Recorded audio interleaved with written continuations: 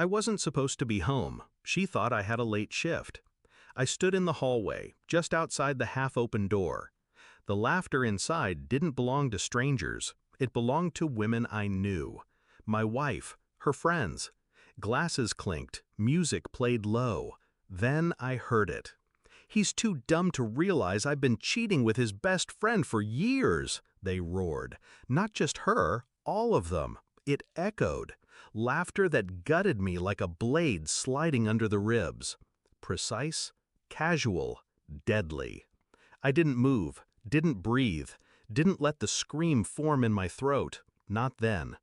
I memorized every voice, every word. And when she leaned into another joke about how I still brings her flowers like an idiot, I smiled. Because I'd just buried something. And in its place, something colder rose. The next morning, she kissed me on the cheek, asked if I'd pick up more wine, said she loved me. Her lips tasted like someone else. I watched her pour coffee. She didn't notice my eyes, didn't sense the shift. Betrayal doesn't always crash in like thunder. Sometimes it creeps in on quiet feet and wears your wedding ring. She called my best friend that afternoon. I knew because his name lit up on her phone. She said she was meeting Ashley. Ashley was sitting across from me at the time. I didn't flinch, didn't even look up from my drink. I just logged the lie. Another nail. By that evening, I'd already started. A second phone, hidden cameras, recordings tucked where silence had once been. This wasn't heartbreak. This was arithmetic. I wasn't trying to feel better. I was preparing to dismantle her life. I started small. The guest room mirror had a clear view of the bed, motion activated, silent, undetectable.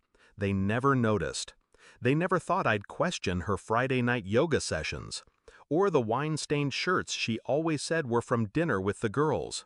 The footage told a different story. His car, their hands, his voice saying, "He's too naive to catch us." I replayed that line until it stopped hurting, until it became data. I took his number, cross-referenced texts, found timestamps, patterns, searched receipts she never thought I'd check. She used my card at the hotel. Poetic.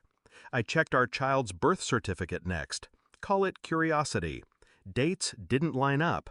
I got a quiet paternity test. Results arrived in an unmarked envelope. Negative.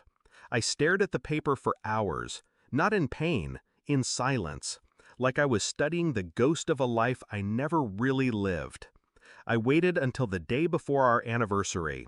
I handed her a single envelope. Nothing dramatic. She opened it slowly, brows furrowed, paused at the DNA report.